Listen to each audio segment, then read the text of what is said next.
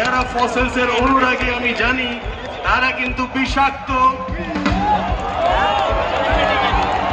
সম্ভাবনা কিন্তু আছে বিষ বেশি হয়ে যাওয়ার।